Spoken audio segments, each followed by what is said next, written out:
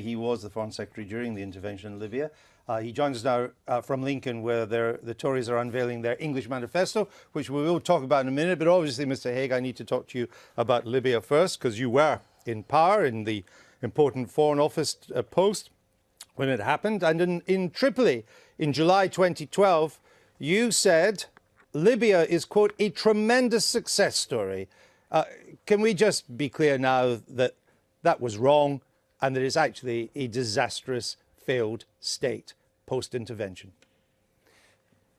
It's certainly gone backwards a lot since then. Certainly we would not be able to say that now. In 2012 they just held elections, so they were moving in the right direction. Looked like they were going to be able to take up the offers of assistance we'd given them to build up government ministries and so on.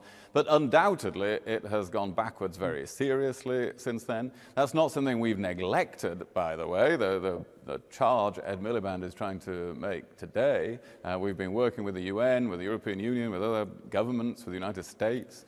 We've sent negotiators to try to find a political way, an agreed way forward for the different factions in Libya. But that hasn't worked yet. We will have to keep up that work. But Libya's gone seriously backwards, yes. But Mr. Miliband is right when he says there was a lack of post-conflict planning, or what post-conflict planning you had was totally inadequate, wasn't it? I mean, you could argue that the situation in Libya now is even worse than it was under Colonel Gaddafi.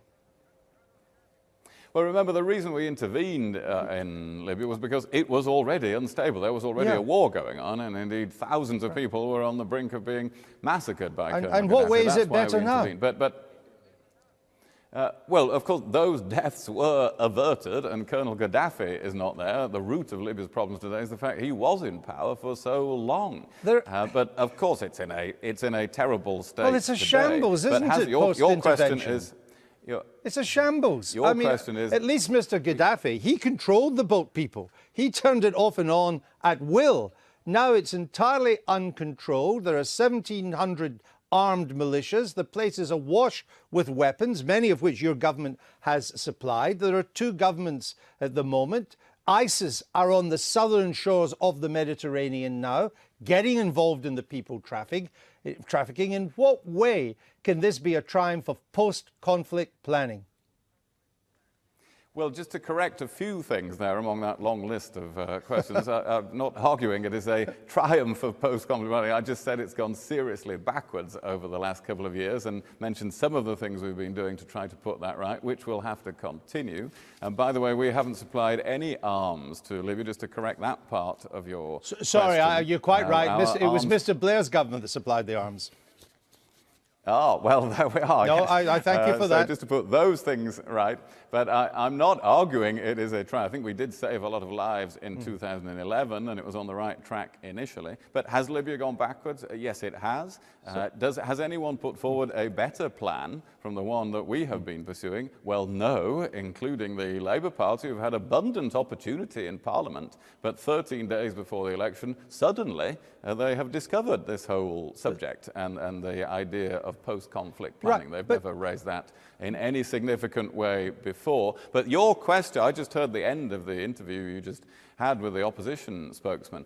If I may say so, that question was absolutely on the money, that the only way you could do significantly more than this is to have boots on the ground, to actually go and sort it out ourselves in Libya.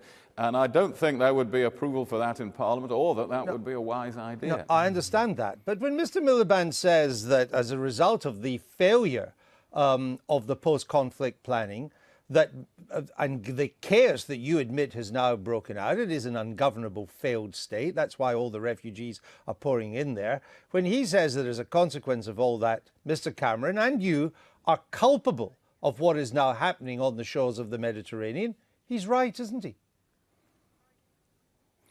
No, I think that is shallow opportunism from a leader who has not shown any previous interest in this subject. And you can't suddenly discover foreign policy 13 days before a general election. Britain has taken decisions on this with the whole of the European Union in the case of the flow of migrants across the Mediterranean, with the United Nations and with the other members of the UN Security Council in respect of encouraging a political settlement in Libya. So if Ed Miliband wants to make that charge against the Prime Minister and me and this government, really he's saying the whole world, was that he has some insight into how this should be done, an insight he's never managed to reveal before, and that the whole of the rest of the world has been completely wrong from the Secretary General of the United Nations and the President of the United States down. But well, he can put that argument, but it's a bit late to put that argument now. But when David Cameron said to the people of Libya, "We will stand with you as you build your country for the future," that was just hyperbole, wasn't it? It was just grandstanding. Not only are we not standing with Libya, it's so dangerous we don't even have an embassy in Libya now. Well, we have done a lot to stand with Libya, and in fact, we have offered about $100 million. We've offered about $100 million of assistance to build up their ministries, to make sure government can work properly. It doesn't work. The Parliament Mr. Hague, the Parliament is meeting in a boat. Is meeting in a boat because it's too dangerous to meet on land. None of this. What's happened to that 100 million? It's probably now in the pockets of the people traffickers. Nothing is working there.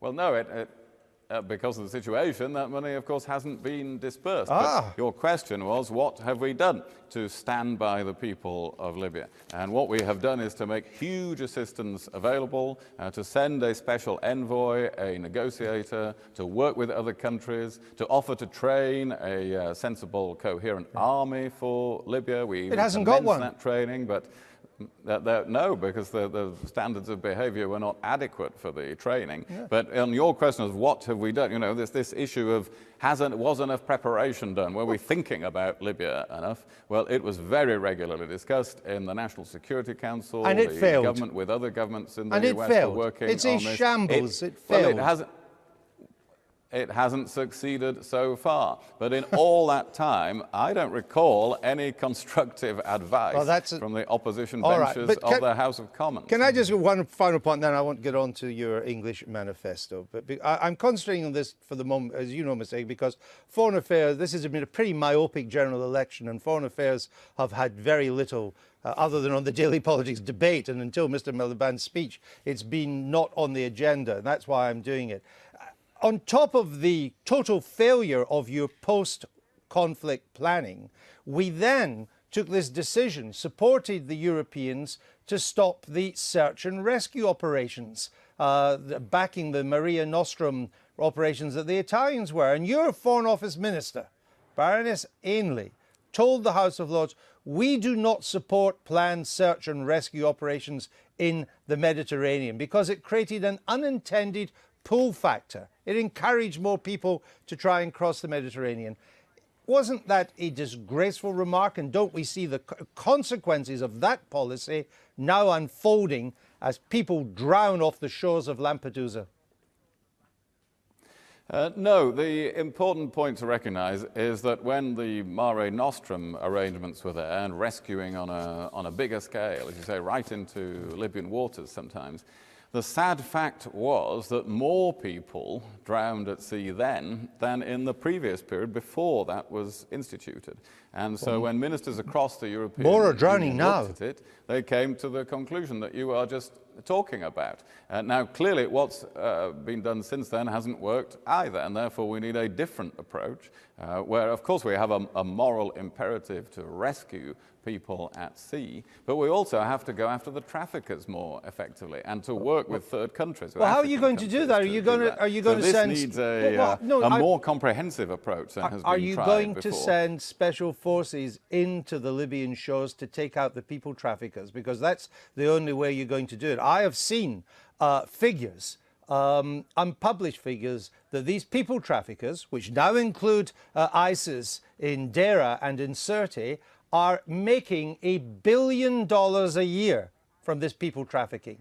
Are you going to take military action against them? Yeah, this industry has to be confronted. Obviously, we can't go into any of the decisions haven't been made about, there was the discussion at the European Council yesterday, as you know, about how that happens. You asked me if we're going to send special forces. Well, if we were, I wouldn't be able to announce it on the day. But is military action on the table against the people traffickers? It is, obviously. But European leaders European leaders discussed yesterday action against the traffickers, but I don't think it would be helpful at this point to go into more detail on that. Let me move. That has to be added in some form to the rescue operations at sea and to promoting stability, of course, in the interior of Africa. It's not just about Libya. I know we've perfectly legitimately discussed Libya, but it's also about Somalia, Eritrea, Syria. I understand that. Countries as well. Eritrea, a country which we pour foreign aid into it, and it's still spewing out enormous problems. But let me move on to your English manifesto. David Cameron said in the Scottish referendum he'd be utterly heartbroken to break up the United Kingdom. George Osborne's quoted in The Sun today as saying, "We've recaptured the English flag." From whom have you recaptured the English flag?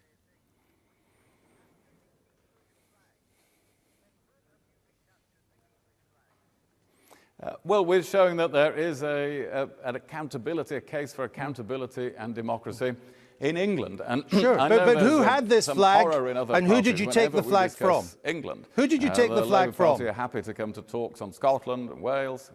Yeah, but from whom did you recapture this flag? Well, who had showing it? That who had run away with it? People of England who believe in democracy and accountability can support their flag and can support England. Yeah, but who had the flag? I think it was more lying in the dirt. You're a man from from Yorkshire, a proud Englishman, and you didn't have the English flag. Into these extended metaphors. You didn't have the flag yourself? I thought you were an English patriot. Well, no, we didn't, and they certainly didn't have it in Lancashire either. I can tell you that. But what we are doing here, seriously, is showing that there are consequences for devolution. You know, if Scotland is going to set its own rate of income tax, well, Scottish MPs can't then come to Westminster and vote for a higher rate of income tax in England and impose it on England. The income tax rate in England then has to have at least the approval, the consent of the English members of Parliament, or English and Welsh members of Parliament. And I think that's hard to argue against. It's logical, it is fair, but we are the only party that is prepared to bring this about after the next general election. Final question on this, Mr. Hague. I apologise, I say, for not doing so much on the English matters, but I think you'll understand that the foreign policy issue is a pretty important one. Your spin doctors are kind of implying that if you go down this route, this could result, dutifully reported in The Sun, where we get this information, that this could result in a lower rate of income tax for the English. Can you confirm or deny that?